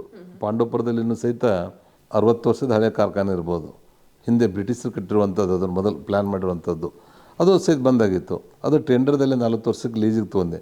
ಅವಾಗ ಭಾಳ ಕೋವಿಡ್ ಅದು ಸಮಯ. ಅವಾಗ ಜಿಲ್ಲಾ ಬಂದಿ ಸಹಿತಿತ್ತು, ಒಂದು ಜಿಲ್ಲೆಯಿಂದ ಮತ್ತೊಂದು ಜಿಲ್ಲೆಗೆ ಹೋಗಬಾರ್ದು ಅನ್ನುವಂಥದ್ದು ಆ ಕೋವಿಡ್ ಸಂದರ್ಭದಲ್ಲಿದ್ದಾಗ ನಾನೇ ವರ್ಕರ್ಸ್ ಕಡೆಯಿಂದ ಕೆಲಸ ಮಾಡಿಸಿ ನಮ್ಮ ಮನೆಯಾಗ ಕೂರ್ತದ್ದು ಸರಿಯಾಗಲ್ಲ ಅಂಥೇಳಿ ಬೆಳಿಗ್ಗೆ 10 ಗಂಟೆಗೆ ಹೋಗ್ತಾಯಿದ್ದೆ ಆ ಕಾರ್ಖಾನೆಗೆ. ಮೈಸೂರಲ್ಲಿ ವಾಸ್ತವ್ಯ ಮಾಡ್ತಾಯಿದ್ದೆ. ಬೆಳಿಗ್ಗೆ 10ರಿಂದ ರಾತ್ರಿ 10 ಗಂಟೆ ತನಕ ಕೆಲಸ ಮಾಡಿ ಅವ್ರ ಜೊತೆನೇ ಕೆಲಸ ಮಾಡ್ತಿದ್ದೆ. ನಾವು ಚೇರಕ್ಕೊಂದು ಬರೀ ಚೇರ್ಮನ್ ರೂಮ್ನಾಗ ಕೂಡೋದಲ್ಲ ಮಾಡಿ ಕೇವಲ 2 ತಿಂಗಳಲ್ಲಿ ಅದನ್ನು ಪ್ರಾರಂಭ ಮಾಡಿ ಇವತ್ತು ಪ್ರತಿಯೊಬ್ಬ ಮಂಡ್ಯ ಜಿಲ್ಲೆ ಪಾಂಡವಪುರದ ಭಾಗದ ರೈತರಲ್ಲಿ ಮುರುಗೇಶ್ ನಿರಾಣಿ ಒಳ್ಳೆ ಕೆಲಸ ಮಾಡಿದರು ಅನ್ನೋಂಥ ಭಾವನೆ ರೈತರು ನೆನೆಸ್ತಾರೆ, ಕಾರ್ಮಿಕರು ನೆನೆಸ್ತಾರೆ. ಓಕೆ, ನೀವೇನು ಹೇಳಿದ್ರಿ ಶಾ ಅವರು ನಮಗೂ ತುಂಬಾ ಕ್ಲೋಸ್ನೆಸ್ ಇದೆ ಅಂತ ಹೇಳ್ಬಿಟ್ಟು. ಸೊ ಇವಾಗ ಹೈಕಮಾಂಡ್ ಅಂತ ಬಂದರೆ ನಿಮಗೆ ಸಪೋರ್ಟ್ ಮಾಡ್ತಾರ? ಹಾಗಾದ್ರೆ ಇಲ್ಲ, ನಾನು ಯಾವತ್ತೂ ಸಹಿತ ನನಗೆ ಮಂತ್ರಿ ಮಾಡಿ ನನ್ನ ರಾಜ್ಯಾಧ್ಯಕ್ಷ ಮಾಡಿ ಇದು ಮಾಡುವಷ್ಟು ಸಂತನದ ಅವ್ರ ಜೊತೆ ಚರ್ಚೆನೇ ಮಾಡಲ್ಲ. ಯಾಕಂದರೆ ನಮ್ಮಲ್ಲಿ ನಾವು ಅವ್ರ ಜೊತೆ ನಾವು ಮಾತಾಡುವಂಥ ಸಬ್ಜೆಕ್ಟ್ ಏನಿರ್ತದೆ ಅಂದರೆ, ನಮ್ಮ ದೇಶ ಆತ್ಮನಿರ್ಭರ ಆಗಬೇಕಾತಂದರೆ ನಮ್ಮ ಮುಂದುವರೆದಿರುವಂಥ ದೇಶಗಳ ಜೊತೆಗೆ ನಮ್ಮ ದೇಶ ಕಾಂಪೀಟ್ ಮಾಡಬೇಕಾದ್ರೆ ನಾವು ಯಾವ ರೀತಿ ಪಾಲಿಸಿಗಳನ್ನು ತರಬೇಕು, ಯಾವ ರೀತಿ R&Dಗಳಿಗೆ ಉತ್ತೇಜನ ಕೊಡಬೇಕು, ಯಾವ ರೀತಿ ಗ್ರ್ಯಾಜುಯೇಟ್ಗಳು ಬೇರೆ ಕಡೆ ಕೆಲಸಕ್ಕೆ ಹೋಗ್ತಾರೆ ಅವ್ರಿಗೆ ಉದ್ಯಮಿಯಾಗೂ ಉದ್ಯೋಗ ನೀಡುವಂಥ ನನ್ನ ಕಾನ್ಸೆಪ್ಟು. ಬೇರೆ ದೇಶಕ್ಕೆ ಹೋಗುವಂಥವ್ರನ್ನ ತಪ್ಪಿಸಿ ನಮ್ಮ ದೇಶದಲ್ಲೇ ಅವ್ರಿಗೆ ಉದ್ಯೋಗ ಕೊಡಲಿಕ್ಕೆ ಏನೇನು ಮಾಡ್ಲಿಕ್ಕೆ ಸಾಧ್ಯ ಇದೆ, ಇಂಥವೆಲ್ಲ ಟಿಪ್ಪಣಿ ಮಾಡ್ಕೊಂಡು ಹೋಗಿ ಚರ್ಚೆ ಮಾಡ್ತೀವಿ ಹೊರತು ನಾನು ರಾಜ್ಯಾಧ್ಯಕ್ಷ ಮಾಡಿರಿ, ನನಗೆ ಮುಂದಿನ ಸಲ ಮುಖ್ಯಮಂತ್ರಿ ಮಾಡಿರಿ ಹಿಂದೂ ಮಾತಾಡಿಲ್ಲ, ಮುಂದೆ ಮಾತಾಡಲ್ಲ. ಓಕೆ, ಸೊ ಪಂಚಮಸಾಲಿ ಮೀಸಲಾತಿ ಯಾವಾಗ ಬರುತ್ತೆ ಸರ್? ಜನ ಯಾವಾಗ ನಿರೀಕ್ಷೆ ಮಾಡ್ಬೋದು? ಕಾವ್ಯ, ಒಂದು ಹೇಳ್ತೇನೆ, ಇದು ವೀರಶೈವ ಲಿಂಗಾಯತ್ ಪಂಚಮಸಾಲಿ ಯಾವುದೇ ಜಾತಿ ಕಾಲಮ್ದಲ್ಲೇ ಇರಲಿಲ್ಲ. ಭಾಳಷ್ಟು ಜನ ಗೊತ್ತಿಲ್ಲ ಇದು. ಆವಾಗ ನಾವು ಯಡಿಯೂರಪ್ಪನವರಿಗೆ ವಿನಂತಿಯನ್ನು ಮಾಡಿದ್ವಿ, ಸರ್ ನಮ್ಮಲ್ಲಿ ಅಡ್ಮಿಷನ್ ಮಾಡಲಿಕ್ಕೆ ಹೋದಾಗ ಮಕ್ಕಳಿಗೆ ತೊಂದರೆ ಆಗ್ತಾಯಿದೆ, ಇದನ್ನು ಜಾತಿ ಕಾಲಮದಲ್ಲಿ ಸೇರಿಸಿ ಈ ಸಮಾಜ ಕೃಷಿಯನ್ನೇ ಅವಲಂಬನೆ ಆಗಿರುವಂಥ ಸಮಾಜ ಇದು. ಭಾಳಷ್ಟು ಜನ ಬಡವರಿದ್ದಾರೆ, ಎಲ್ಲೋ ಬಳ ಮೇಲೆ ಎನಿಸುವಂಥವ್ರು. ಈ ಪ್ರಭಾಕರ್ ಕೋರೆ, ಮುರುಗೇಶ್ ನಿರಾಣಿ, ಬಸನಗೌಡರು, ಇವರು ನಮ್ಮ ಶಿವಾನಂದ ಪಾಟೀಲರು, ಕಾಶ್ಯಪ್ನವರು, ವಿನಯ್ ಕುಲಕರ್ಣಿ, ನಮ್ಮ ಲಕ್ಷ್ಮೀ ಹೆಬ್ಬಾಳ್ಕರ್ ಅಂತ ಬಳ ಮೇಲೆ ಎನಿಸುವಂಥವ್ರು ಶ್ರೀಮಂತರಿದ್ದಾರೆ. ಹೊರತು ಪರ್ಸೆಂಟೇಜ್ ತೆಗೆದರೆ ಅಬೋವ್ 90% ಈ ಸಮಾಜದಲ್ಲಿ ಬಡವರಿದ್ದಾರೆ, ಕೃಷಿಯನ್ನೇ ಅವಲಂಬನೆ ಮಾಡ್ಕೊಂಡವ್ರಿದ್ದಾರೆ. ಇದಕ್ಕೆ 2A ಕೊಡಿ ಸರ ತಂದಿವಿ. ಅವರೆಲ್ಲ ವಿಚಾರ ಮಾಡಿ ಆಯ್ತಪ್ಪ ಏನು ಮಾಡಬೇಕೀಗ ಅಂದರು. ನಾವು ಮತ್ತು ಲೀಗಲ್ದವ್ರು ಕರೆಸಿ ಚೀಫ್ ಸೆಕ್ರೆಟರಿ ಜೋಡಿ ಮಾತಾಡಿದಾಗ ಇದಕ್ಕೊಂದು ಕಮಿಟಿ ನೇಮಕ ಮಾಡೋಣ, ಆ ಕಮಿಟಿದಲ್ಲಿ ಎಲ್ಲ ಸ್ಟಡಿ ಮಾಡಿ ರಿಪೋರ್ಟ್ ಒಪ್ಪಿಸಲಿ ಅಂಥೇಳಿ 2010ರಲ್ಲಿ ಅಂದರೆ 15 ವರ್ಷದ ಹಿಂದೆ ಒಂದು ಕಮಿಟಿ ಮಾಡಿದ್ವಿ. ಆ ಕಮಿಟಿಗೆ ನಾರಾಯಣ ಸ್ವಾಮಿ ಅಧ್ಯಕ್ಷರಿದ್ದರು. ಆವಾಗ ಅವ್ರು ಸಮಾಜ ಕಲ್ಯಾಣ ಇಲಾಖೆಯ ಸಚಿವರಾಗಿದ್ದರು. ಅದರಲ್ಲಿ ನಾನು, ಬಸವರಾಜ ಬೊಮ್ಮಾಯಿ ಅವರು ಮತ್ತು ದಿವಂಗತ CM ಉದಾಸಿ ಅವರು. ಆ ಟೈಮ್ದಲ್ಲಿ 5 ಜನದೊಂದು ಕಮಿಟಿ ಮಾಡಿ ಆ ರಿಪೋರ್ಟ್ ಕೊಟ್ಟಾಗ ಕೇವಲ 3 ಮಂತ್ಸಲ್ಲಿ ಅದನ್ನು 3B ಕಾಲಮ್ದಲ್ಲಿ ಸೇರಿಸಿದರು. ಅಂದರೆ ಜಾತಿ ಕಾಲಮ್ದಲ್ಲಿ ಮೊದಲು ಎಂಟ್ರಿ ಆಯಿತು. ಆಮೇಲೆ ಅದಕ್ಕೊಂದು ಕಮಿಟಿ ಮಾಡಿ ನಮ್ಮ ಹೆಗಡೆಯವರು, ಜಯಪ್ರಕಾಶ್ ಹೆಗಡೆ ಅವರಿಗೆ ಆ ಕಮಿಟಿ ಅಧ್ಯಕ್ಷ ಮಾಡಿ ಅದನ್ನು 2A ಮಾಡಲಿಕ್ಕೆ ಏನೇನು ಮಾಡಬೇಕು ಅನ್ನೋಂಥ ಒಂದು ಸ್ಟಡಿ ಪ್ರೋಗ್ರಾಮ್ ಮಾಡಿ ಜಾತಿ ಜನಗಣತಿಯನ್ನು ಮಾಡಿಕೊಂಡು ಅದನ್ನು ಸಬ್ಮಿಟ್ ಮಾಡಲಿಕ್ಕೆ ಒಂದು ಶಿಫಾರಸನ್ನು ಮಾಡಿದರು. ಶಿಫಾರಸು ಮಾಡಿರುವಂಥ ಹಿನ್ನೆಲೆಯಲ್ಲಿ ಈಗಿರುವಂಥ 2Aದಲ್ಲಿ 108 ಒಳಪಂಗಡಗಳಿದೆ. ಅದ್ರ ಜೊತೆಗೇ ವೀರಶೈವ ಲಿಂಗಾಯತ ಪಂಚಮಸಾಲಿ ದೊಡ್ಡದಾಗಿರುವಂಥ 80 ಲಕ್ಷ ಜನ ಇರುವಂಥ ಸೇರಿಸ್ಬಿಟ್ರೆ ಅವರು ಊಟದಲ್ಲಿರುವಂಥದ್ದನ್ನು ನಾವು ಕಸ್ಕೊಂಡು ಊಟ ಮಾಡಿದಂಗೆ ಆಗುತ್ತೆ. ಉದಾಹರಣೆಗೆ ಅವ್ರಿಗೊಂದು 10 MLA ಇದು ತಹಸೀಲ್ದಾರ್ ಪೋಸ್ಟ್ ಬರ್ತಿದ್ರೆ ನಾವು 80 ಜನ ಹೋಗಿಬಿಟ್ರೆ ಆ 10ರಲ್ಲಿ ನಾವು ಹಂಚ್ಕೋಬೇಕು. ಅದಕ್ಕೆ ಇದ್ದವ್ರಿಗೆ ಅನ್ಯಾಯ ಆಗಬಾರ್ದು ಅನ್ನೋದ್ರ ಸಲುವಾಗಿ ಒಂದು ಹೊಸ ಸಿಸ್ಟಮನ್ನು ಬೊಮ್ಮಾಯಿ ಅವರು ಆ ಕಮಿಟಿಯವರೆಲ್ಲರೂ ಸೇರಿ ಒಂದೇನು ವಿಚಾರ ಮಾಡಿದ್ವಿ, 2A 2B ಇದೆ, 2C ಮತ್ತು 2D ಮಾಡೋಣ.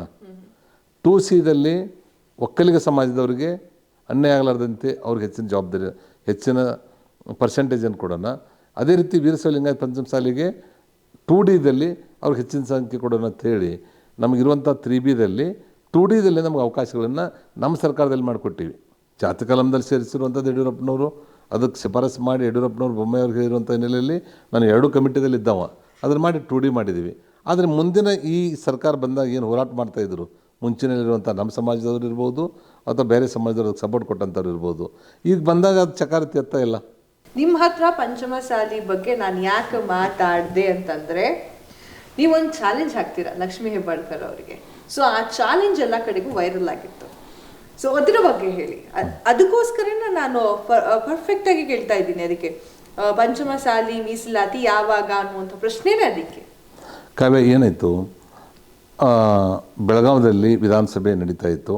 ಆ ಸಂದರ್ಭದಲ್ಲಿ ನಾವು 2A ಮಾಡಿಸ್ಕೋಬೇಕು ಅನ್ನೋದ್ರ ಸಲಾಗಿ ಜಗದ್ಗುರು ನಮ್ಮ ಕೂಡಲ ಸಂಗಮ ಸ್ವಾಮೀಜಿಯವರು ಅದರ ನೇತೃತ್ವ ವಹಿಸ್ಕೊಂಡು ಹೋರಾಟವನ್ನು ಮಾಡ್ತಾಯಿದ್ರು.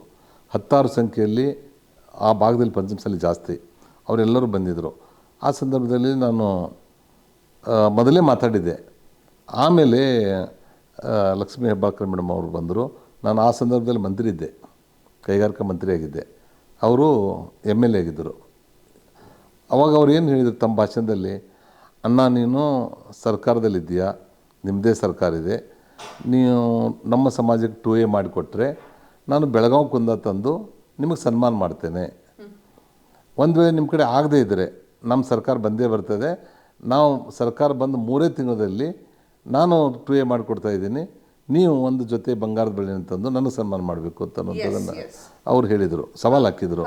ಅದಕ್ಕೆ ನಾನು ಹೊರಗಡೆ ಬಂದು ಹೇಳಿದೆ. ಅಷ್ಟೊತ್ತರಾಗ ನನ್ನ ಮಾತು ಮುಗಿದಿತ್ತು. ಮತ್ತು ಮೈಕ್ ಇಸ್ಕೊಂಡು ಮಾತಾಡೋದು ಸರಿಯಾಗಲ್ಲ ಅಂತೇಳಿ ಮೀಡಿಯಾ ಮುಂದೆ ಹೇಳಿದೆ. ಸಹೋದರಿ ಲಕ್ಷ್ಮೀ ಹೆಬ್ಬಾಳ್ಕರ್ ಅವರು ಹೇಳಿದ್ದನ್ನು ಸ್ವಾಗತ ಮಾಡ್ತಾಯಿದ್ದೀನಿ. ನಾವು ನಮ್ಮ ಶಕ್ತಿ ಮೀರಿನ ಪ್ರಯತ್ನ ಮಾಡ್ತಾಯಿದ್ದೀವಿ. ಅದಕ್ಕೆ ಲೀಗಲ್ ಕಾಂಪ್ಲಿಕೇಶನ್ ಇದೆ. ಅವ್ರು ಮಾಡಿದ್ರು ಸಂತೋಷ, ನಾವು ಮಾಡಿದ್ರು ಸಂತೋಷ. ಒಟ್ಟು ಆಗಬೇಕಿದು, ಈ ಕೆಲಸ ಆಗಬೇಕು. ನಾವು ಇದು ಕಾಂಗ್ರೆಸ್ನವ್ರು ಮಾಡಿದ್ರು, BJP ಅವ್ರು ಮಾಡಿದ್ರತ್ತಲ್ಲ, ನಮ್ಮ ಸಮಾಜದ ಕಟ್ಟಕಡೆ ಮನುಷ್ಯನಿಗೆ ಭಾಳಷ್ಟು ವರ್ಷಗಳ ಹಿಂದಿನ ಬೇಡಿಕೆ ಆಗಿರುವಂಥದ್ದನ್ನು ಈಡೇರಿಸಿದರೆ ಸಾಕು, ಇದರಾಗೇನು ಸ್ವಪ್ರತಿಷ್ಠೆ ಬೇಡ ಅನ್ನುವಂಥದ್ದನ್ನು ನಾನು ಹೇಳಿದೆ. ಅವಾಗ ನಾನು ಒಂದು ಹೆಜ್ಜೆ ಮುಂದೆ ಹೇಳಿದೆ, ಅಮ್ಮ ನಾನು ಮಾಡೇ ಮಾಡ್ತೇನೆ. ಒಂದು ವೇಳೆ ಆಗದೇ ಇದ್ದರೆ ನಿಮ್ಮ ಸರ್ಕಾರ ಬಂದಾಗ ನೀವು ಮಾಡಿದೆ ಅಂದರೆ ಕೇವಲ ನೀನು ಡಿಮಾಂಡ್ ಇಟ್ಟಿರೋದು 1 ಜೊತೆ ಬಂಗಾರದ ಬಳೆ ಅಂತ ಹೇಳಿದೆ. ನಾನು 1 kg ಬಂಗಾರದ ಆಭರಣಗಳನ್ನು ಮಾಡಿಸಿ 10,000ಕ್ಕಿಂತಲೂ ಹೆಚ್ಚು ವೀರಶೈವ ಲಿಂಗಾಯತ ಪಂಚಮಸಾಲಿಗಳನ್ನು ಕೂಡಿಸಿ ನಿನ್ನ ಬೆಳ್ಳಿ ರಥದಲ್ಲಿ ಮೆರವಣಿಗೆಯನ್ನು ಮಾಡಿ ಸನ್ಮಾನ ಮಾಡ್ತೀವಿ ಅನ್ನೋಂಥ ಮಾತನ್ನು ನಾನು ಹೇಳಿದೆ. ಆಮೇಲೆ 3 ತಿಂಗಳಾಯಿತು, 6 ತಿಂಗಳಾಯಿತು, 1 ವರ್ಷ ಆಯಿತು.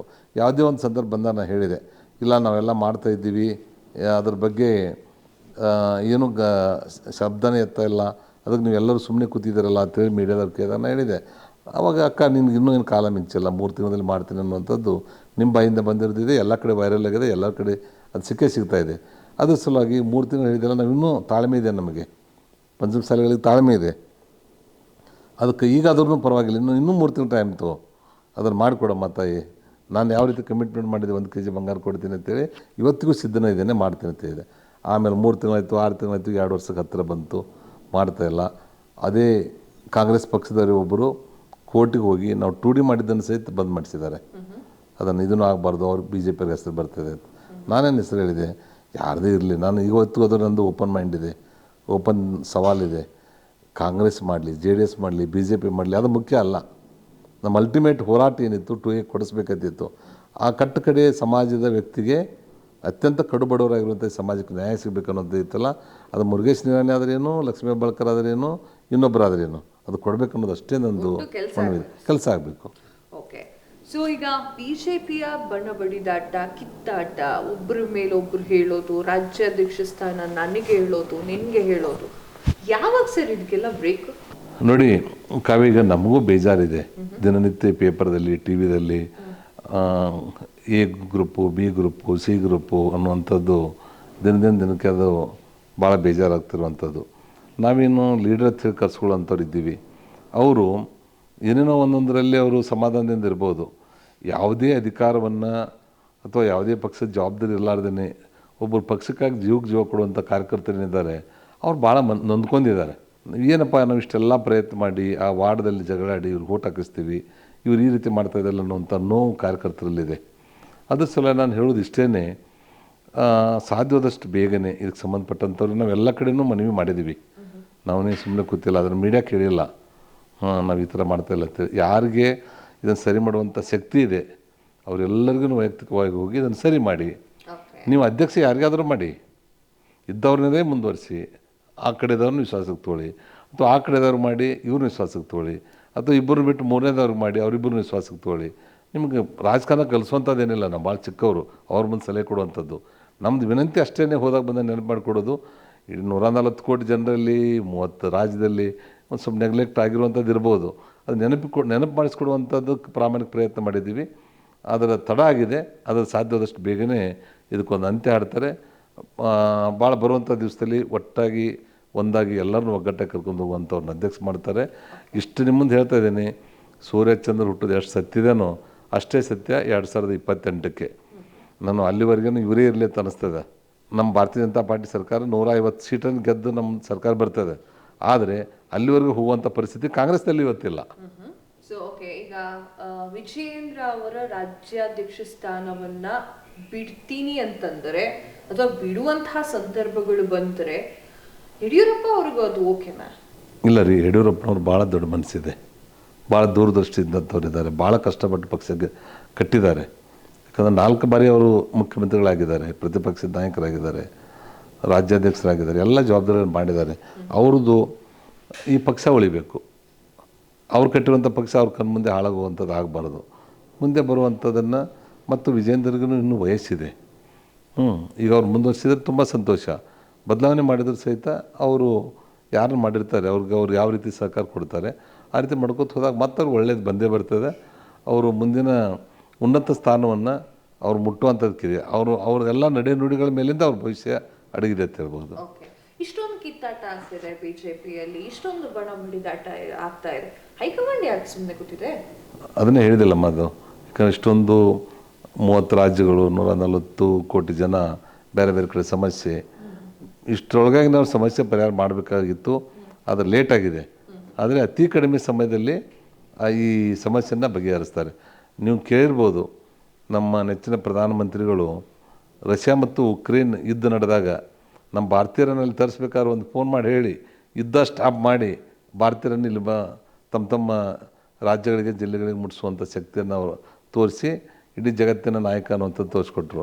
ಆಫ್ಟರ್ ಆಲ್ ಕರ್ನಾಟಕದಲ್ಲಿ ಇಬ್ಬರು ಜಗಾಡುವಂಥದ್ದು ಅವರು ಬೇಕಾಗಿಲ್ಲ, ಉಗುರಿಂದ ಚುಟೋದು ಕೊಡಲೇಕೆ ಅನ್ನುವಂಥ ಗಾದೆ ಮಾತಿದೆಯಲ್ಲ, ಅದಕ್ಕೆ ಜಸ್ಟ್ ಹಿಂಗೆ ನೋಡಿದರೆ ಸಾಕು ಇಬ್ಬರು ಸುಧಾಗ್ತಾರೆ. ಓಕೆ, ಈ ಒಂದು ಜಗಳ ಹಾದಿ ಬೀದಿ ಗಲಾಟೆ ಆಗ್ತಾ ಇದೆ, ಕಾರ್ಯಕರ್ತರ ಕಥೆ ಏನು ಸರ್? ಅದೇ ಹೇಳಿದಲ್ಲ, ಈಗಾಗಲೇ ಕಾರ್ಯಕರ್ತರ ಮನಸ್ಸಿಗೆ ನೋವಾಗಿದೆ. ನಮಗಿಲ್ಲಿ ಹೋದಲ್ಲಿ ಬಂದಲ್ಲೆಲ್ಲ ಹೇಳ್ತಾರೆ, ಬೇಗ ಸರಿ ಮಾಡಿ, ಯಾರಾದರೂ ಆಗಿ ಪಕ್ಷನ ಮುಂತೊಂದು ಹೋಗುವಂಥ ಅವ್ರಿಗೆ ಜವಾಬ್ದಾರಿ ಕೊಡಿ ಅನ್ನೋಂಥದ್ದಿದೆ. ನಾವು ಇದನ್ನೇ ಹೇಳ್ತಾ ಇದ್ದೀವಿ. ಆಗಿದೆ, ಲೇಟಾಗಿದೆ, ನಮ್ಮ ಕಡೆ ತಪ್ಪಾಗಿದೆ, ಇದನ್ನು ಯಾವಾಗಲೂ ಸರಿಪಡಿಸ್ಬೇಕಾಗಿತ್ತು. ಅದರ ಕಾಲ ಬಂದಿದೆ. ಆ ಕಾಲ ಬೇಗನೆ ಸರಿ ಹೋಗುತ್ತೆ. ಮತ್ತು ಹೊಳ್ಳೆ ಭಾರತೀಯ ಜನತಾ ಪಾರ್ಟಿಗೆ ಯಾವ ರೀತಿ ಫಿನಿಕ್ಸ್ ಪಕ್ಷಿಯಂತೆ ಯಾವ ರೀತಿ ಅದು ಮೇಲೆ ಬಂತು, ಆ ರೀತಿ ಭಾರತೀಯ ಜನತಾ ಪಾರ್ಟಿ ಕರ್ನಾಟಕದಲ್ಲಿ ಮತ್ತೆ ಅದು ಅಧಿಕಾರವನ್ನು ಪಡುವಂಥ ಮಾರ್ಗದಲ್ಲಿ ಹೋಗ್ತಾ ಇದೆ. ಈಗಲೂ ಕೂಡ ನಿರಾಣಿ ಅವರಿಗೆ ರಾಜ್ಯಾಧ್ಯಕ್ಷ ಆಗಬೇಕು ಅನ್ನೋದಿಲ್ಲ? ಇಲ್ಲ ರೀ, ನಾವು ಯಾವುದನ್ನು ಅಪೇಕ್ಷೆ ಪಡಬಾರ್ದು. ನಮ್ಮ ಪಕ್ಷದಲ್ಲಿದ್ದಾಗ ನಮ್ಮ ಪಕ್ಷದಲ್ಲಿ ಗುರುತಿಸುವಂಥವ್ರು ಭಾಳಷ್ಟು ದೊಡ್ಡ ಜನ ಇದ್ದಾರೆ. ಮತ್ತು ನೀವು ಬೇಕಾದವ್ರ ಕಡೆಯಿಂದ ಕೇಳಿ, ನನಗೆ ರಾಜ್ಯ ಉಪಾಧ್ಯಕ್ಷ ಆಗಿರ್ಬೋದು, ನಾನು ಕೈಗಾರಿಕಾ ಸಚಿವನಾಗಿದ್ದಿರ್ಬೋದು, ಬೇರೆ ಬೇರೆ ಸಂದರ್ಭದಲ್ಲಿ ನೀವು ಹಿಂದಿನ 20 ವರ್ಷದ ನೀವು ಇದು ತೊಗೊಂಡೋಗಿ ರೆಕಾರ್ಡ್ಗಳನ್ನು. ನಾನು ಎಲ್ಲಿ ಬೇಕು ಅಂದಿಲ್ಲ, ಬೇಕಂದಾಗ ಸಂತೋಷನೂ ಭಾಳ ವ್ಯಕ್ತಪಡಿಸಿಲ್ಲ. ನನಗೆ ಯಾವಾಗ ನಮ್ಮ ML ಆಗಿ ಮಂತ್ರಿ ಆಗೇ ಬಿಡ್ತೀನಿ ಅನ್ನೋವಂಥದ್ರಲ್ಲಿದ್ದ ನನ್ನ ಮಂತ್ರಿನೂ ಸಿಕ್ಕಿಲ್ಲ. ಅವಾಗೂ ಬೇಜಾರು ವ್ಯಕ್ತಪಡಿಸಿ ನನಗೆ ಮಂತ್ರಿ ತಪ್ಪಿಸಿದ್ದಾರೆ, ತಪ್ಪಿಸಿದ್ರು, ತಪ್ಪಿಸಿದ್ರು ಅನ್ನೋಂಥದ್ದು ಎಲ್ಲಿ ನಾನು ಮೀಡಿಯಾ ಮುಂದೆ ಹೇಳಿಲ್ಲ. ನಾನು ಅವಾಗ ಹೇಳಿರುವಂಥದ್ದು ಇಷ್ಟೇ, ನಾನು ಮಂತ್ರಿ ಆಗುವಾಗ ಭಾಳಷ್ಟು ಜನ ಸೀನಿಯರ್ ತ್ಯಾಗ ಮಾಡಿದ್ದಾರೆ.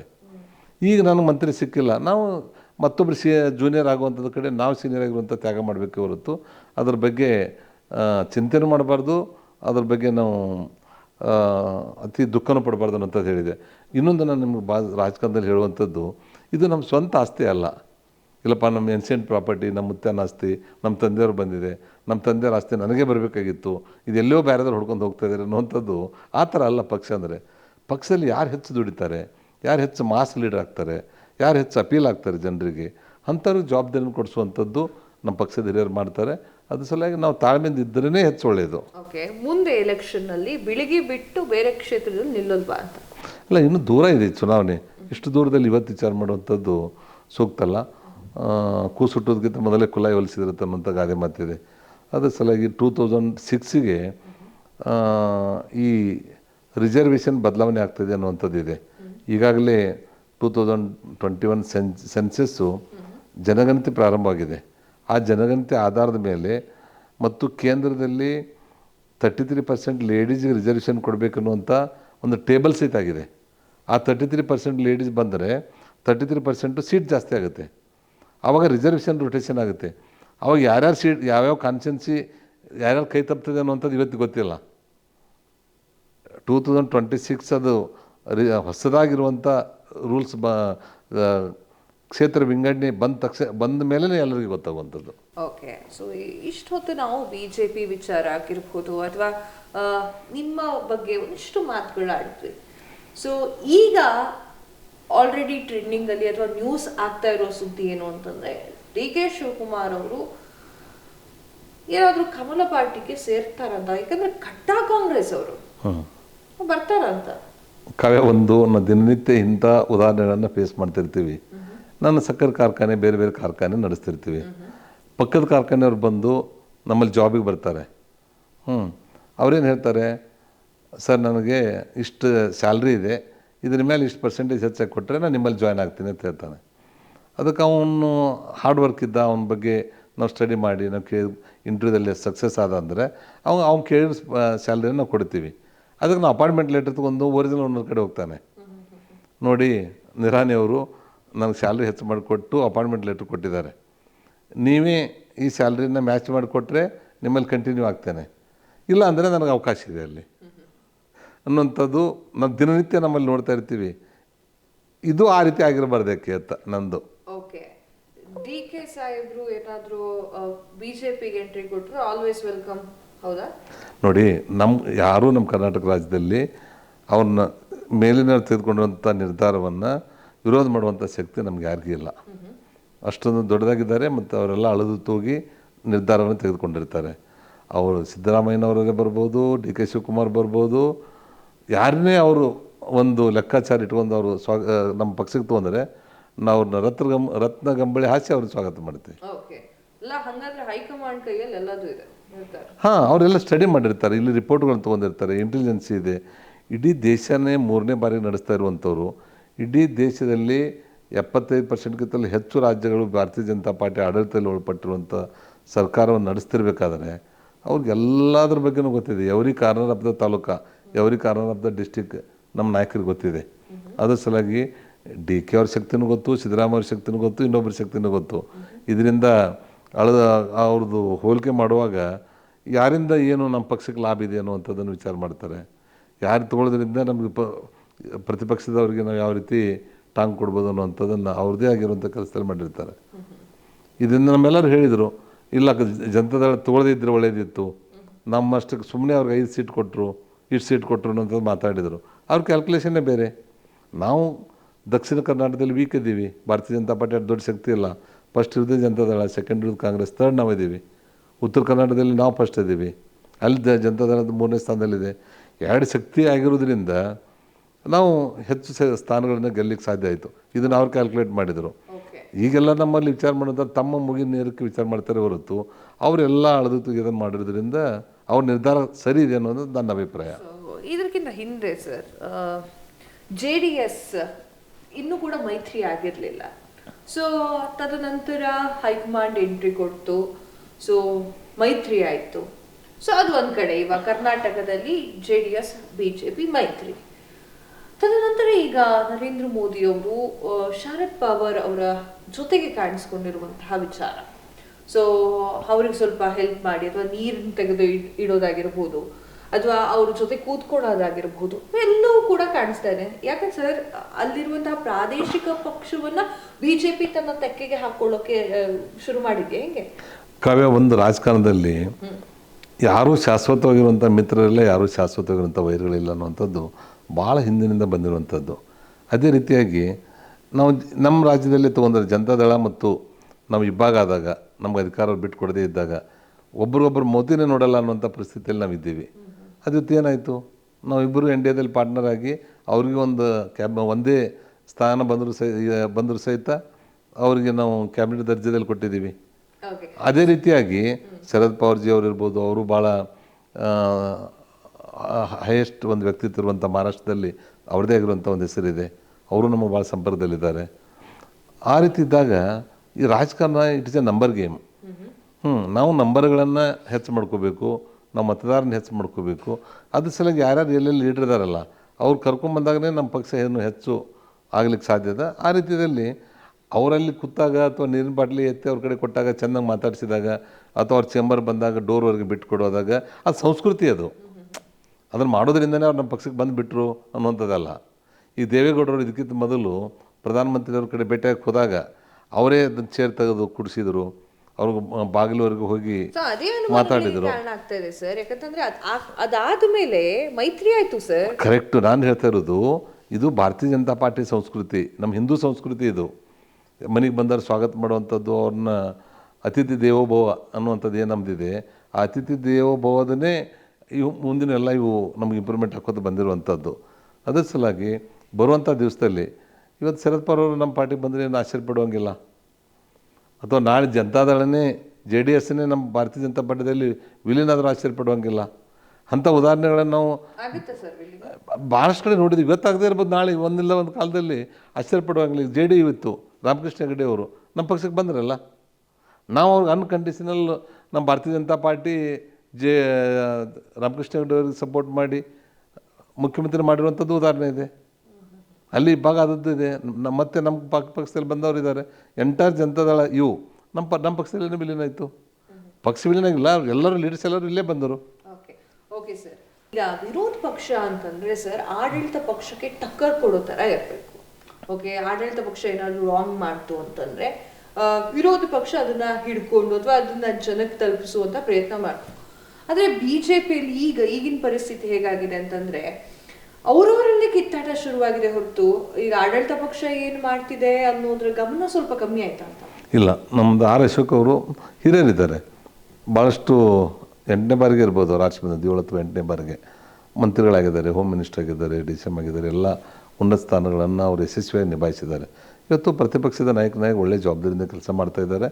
ಆದರೆ ಇವತ್ತು ಕಾಂಗ್ರೆಸ್ಸಿನವ್ರ ಒಳ ಜಗಳ BJP ಅವ್ರದ್ದು ಈ ಗುದ್ದಾಟದಲ್ಲಿ ಅವ್ರು ಮಾಡಿರುವಂಥದ್ದು ಬೆಳಕಿಗೆ ಬರ್ತಾಯಿಲ್ಲ. ಅದರಲ್ಲಿ ಎರಡೂ ಪಕ್ಷದಲ್ಲಿ ಮಾಡ್ತಿರುವಂಥದ್ರಲ್ಲಿ ಪ್ರತಿಪಕ್ಷ ಮಾಡುವಂಥ ಕೆಲಸ ಗೌನ್ ಆಗಿದೆ. ಇನ್ನೂ ಸಾಕಷ್ಟು ಸಮಯ ಇದೆ.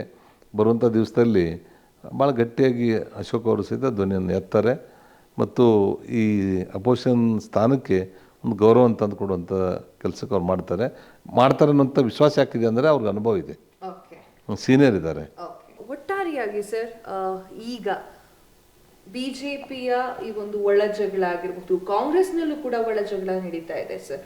ಕುರ್ಚಿ ನಂಗೆ ಕುರ್ಚಿ ನಿಂಗೆ ಅಂತ ಹೇಳಿ BJPಯಲ್ಲೂ ರಾಜ್ಯಾಧ್ಯಕ್ಷ ಸ್ಥಾನ ನಂಗೆ ನಿಂಗೆ ಅಥವಾ ನೀವು ಕೂಡ ಆಕಾಂಕ್ಷಿಗಳು ಅನ್ನುವಂಥ ಮಾತು ಕೂಡ ನಮಗೆ ಬಂದಿತ್ತು. ಸೊ ಓವರಾಲ್ ಆಗಿ ಏನು ಹೇಳೋಕೆ ಇಷ್ಟಪಡ್ತೀನಿ ನೋಡಿ, ಕಾಂಗ್ರೆಸ್ದಲ್ಲಿನೂ ಸಹಿತ ಅವ್ರಿಗೆ ಹೈಕಮಾಂಡ್ ಇದೆ, ನಮ್ಮ ಪಕ್ಷದಲ್ಲಿ ಹೈಕಮಾಂಡ್ ಇದೆ. ನಾವು ಏನೇ ಮೀಡಿಯಾದಲ್ಲಿ ಚರ್ಚೆ ಮಾಡಿದರೂ ಸಹಿತ ಇವತ್ತು ಸೋಷಿಯಲ್ ಮೀಡಿಯಾದಲ್ಲಿ ಬರ್ತಿರುವಂಥ ಹೆಸರುಗಳಿರ್ಬೋದು, ಯಾವ ಸತ್ಯಕ್ಕೆ ಸಮೀಪ ಆಗಿರುವಂಥದ್ದಲ್ಲ. ನಾನು ಭಾಳ ಸ್ಪಷ್ಟವಾಗಿ ಹೇಳ್ತೀನಿ. ಇಲ್ಲಿವರೆಗೆ ನಮ್ಮ ಪಕ್ಷದಲ್ಲಿ ಅವ್ರ ಪ್ರಮುಖರು 1 2 3 4 ಅನ್ನುವಂಥವ್ರು ಏನಿದ್ದಾರೆ ಕರ್ನಾಟಕದ ರಾಜ್ಯಾಧ್ಯಕ್ಷರ ಬಗ್ಗೆ ಚರ್ಚೆನೇ ಮಾಡಿಲ್ಲ. ನನಗಿಷ್ಟಂತೂ ಗೊತ್ತಿದೆ.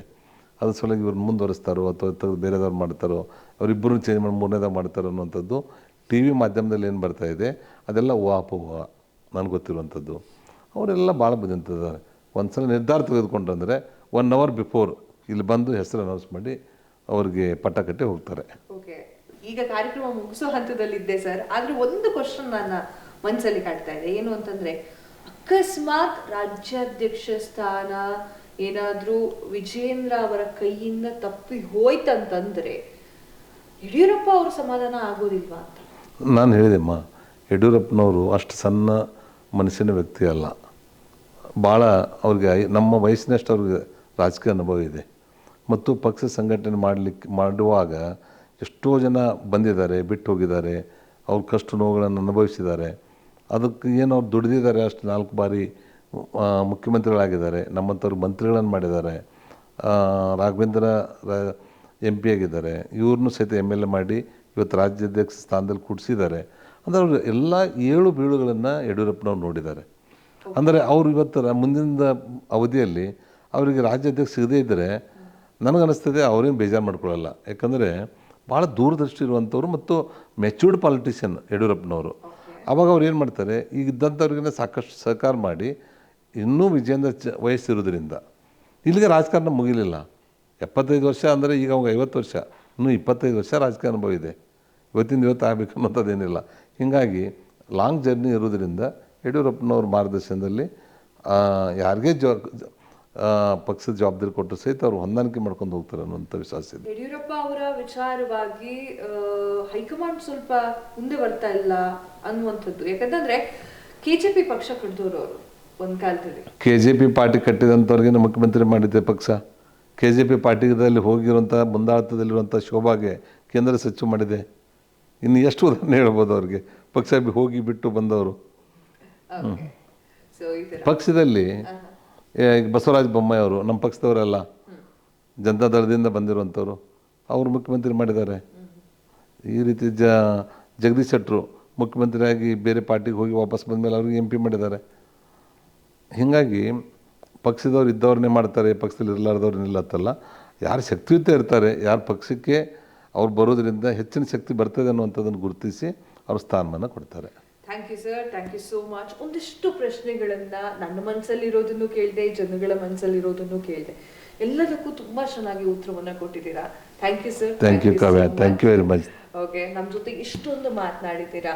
ಸೊ ಒಂದಿಷ್ಟು ಪ್ರಶ್ನೆಗಳಿಗೆ ಥಟ್ಟಂತ ಆನ್ಸರ್ ಕೊಟ್ಟಿದ್ದೀರಾ. ನಿಮ್ಮ ಮನಸ್ಸಲ್ಲಿ ಏನು ಅನ್ಸಿದೆ ಅದನ್ನ ಆರಾಮಾಗಿ ಹೇಳಿದ್ದೀರಾ. ಸೊ ಇದರಿಂದ ನಮ್ಮ ವೀಕ್ಷಕರಿಗೂ ಕೂಡ ನೀವು ಜಾಸ್ತಿ ಹತ್ರ ಆದ್ರಿ ಅಂತ ಅನ್ಕೊಂತೀನಿ. ಈ ಒಂದು ಕಾರ್ಯಕ್ರಮಕ್ಕೆ ನಮ್ಮ ಜೊತೆಗೆ ಇದ್ದು ಇಷ್ಟೋ ತನಕ ಮಾತಾಡಿದ್ದಕ್ಕೆ ಥ್ಯಾಂಕ್ ಯು ಅಮ್ಮ. Thank you. ವೀಕ್ಷಕರೇ, ನೋಡಿದ್ರಲ್ಲ, ಇದಿಷ್ಟು ಈ ಹೊತ್ತಿನ ಒಂದು ಮಾತಾಗಿತ್ತು. ಮತ್ತೆ ಮತ್ತಷ್ಟು ಮಾಹಿತಿಗಾಗಿ, ಮತ್ತಷ್ಟು ಸುದ್ದಿಗಳಿಗಾಗಿ ಫ್ರೀಡಮ್ ಟಿವಿನ ನೋಡ್ತಾ ಇರಿ.